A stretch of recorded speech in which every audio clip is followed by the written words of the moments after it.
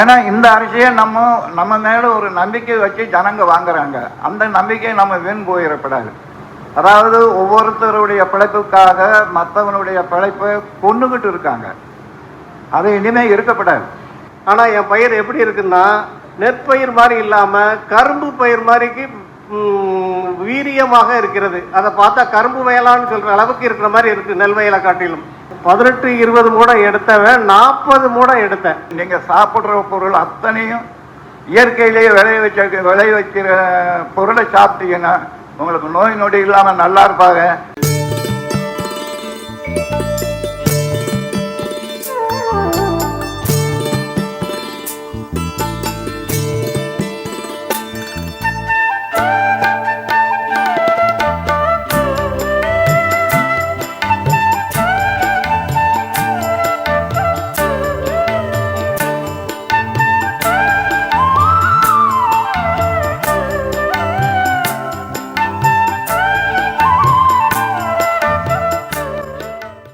இதுக்கு முன்னாடி எனக்கு பெரிய அளவில் விவசாயத்தில் அனுபவம் கிடையாது. ஆனால் நீங்கள் எல்லாரும் ரொம்ப அனுபவப்பட்டிருப்பீங்க. அப்படி அனுபவமே இல்லாத நான் இப்போ 3 வருஷமாக தான் விவசாயம் பண்ணுறேன். அதுலேயும் ஐயா விவசாயம் இப்போ போன வருஷம்தான் பண்ணியிருக்கேன். இதுக்கு முன்னாடி நான் பண்ணப்போ நான் அந்த விவசாயத்தில் ஒரு ஏக்கருக்கு 75 கிலோ மூடை 18லேருந்து 20 மூடை எடுத்தேன். போன வருஷத்துலேருந்து ஐயா விவசாயத்தை மருந்தையும் உரத்தையும் பயன்படுத்திக்கிட்டு இருக்கேன்.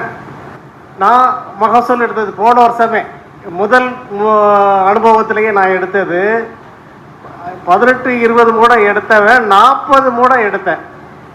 75 கிலோ மூடை. விவசாயத்தில் பெரிய அளவில் அனுபவமே இல்லாத என்னாலேயே 2 மடங்கான ஒரு விளைச்சலை காமிக்க முடியும்னா நிச்சயமாக நிறைய அனுபவம் உள்ள உங்களால் பெரிய அளவில் இதில் ஜெயிக்க முடியும். இப்படி ஜெயிக்கிறதுக்கு காரணம் ஐயா கொடுத்த உரமும் ஐயா கொடுத்த மருந்தும் தான்.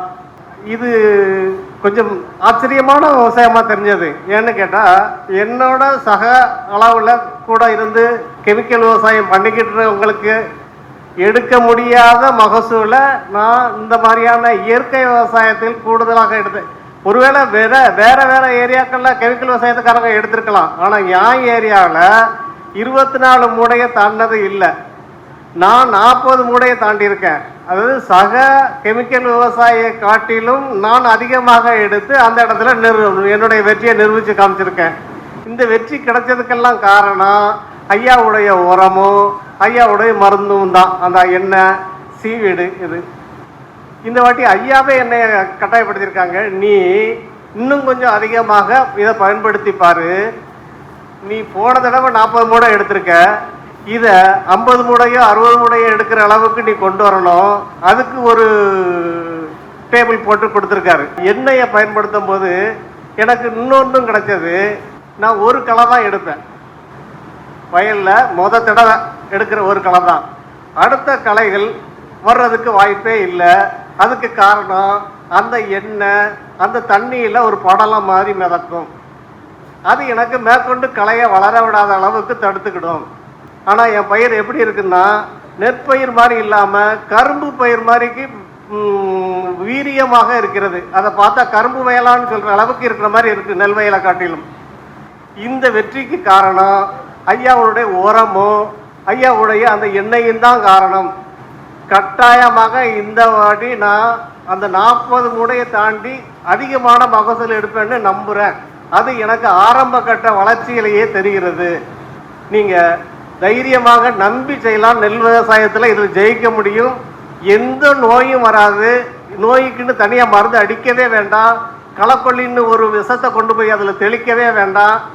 நீங்கள் ஐயாவுடைய மருந்துக்காக நான் விளம்பரம் பண்ணுறதாக நினைக்க வேண்டாம்.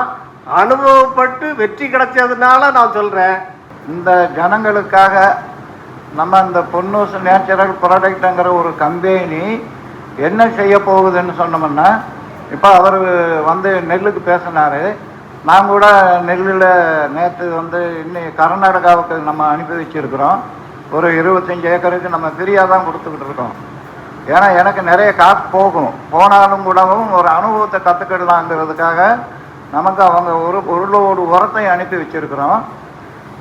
நான் ஏன் சொல்றேன்னு சொன்னோம்னா, இது அதாவது ஒவ்வொருத்தருடைய பிழைப்புக்காக மற்றவனுடைய பிழைப்பை கொண்டுகிட்டு இருக்காங்க.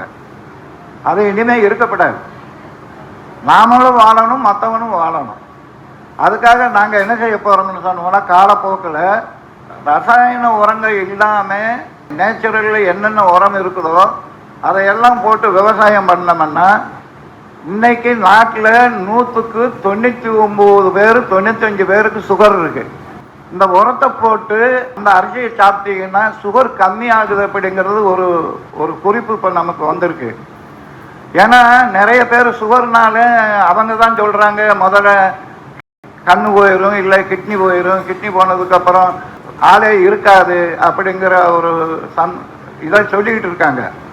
சுகர்னால இந்த வியாதிகள்லாம் வராம சுகரை தடுத்துட்டோம்னாலே நமக்கு எல்லா வியாதியும் போகும். அதுக்கு நமக்கு இது கடவுள் கொடுத்த வரம்.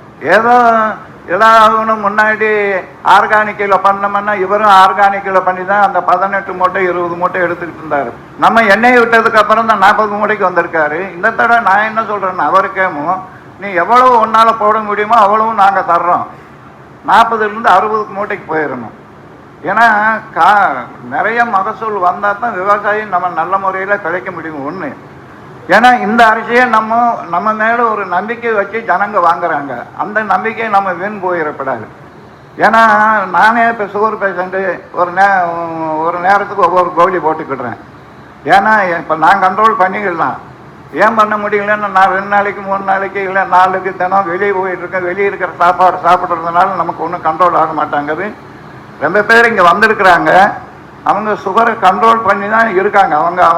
உங்களுக்கு சொல்லுவாங்க, ஒருவேளை சுகர் பேஷண்ட் இருக்குதுன்னு தெரிஞ்சதுன்னா நீங்கள் தைரியமாக இந்த அரிசியை வாங்கி சாப்பிடுங்க. காலப்போக்கில் நம்ம எல்லாருக்கும் சப்ளை பண்ணுறதுக்கு உங்களுக்கு நாங்கள் எல்லா உதவியும் பண்ணுவோம். உங்ககிட்ட இந்த நெல்லை வாங்கி அரைச்சி எல்லா ஜனங்களுக்கு கொடுத்து ஜனங்க நல்லா இருந்தால் நம்ம நல்லா இருப்போம்ங்கிறதுக்காக நம்ம இந்த வழியை பின்பற்ற போகிறோம். ஜனங்க வாங்குறதுக்கு என்ன வேணும்? நம்ம மேலே நம்பிக்கை வரணும்.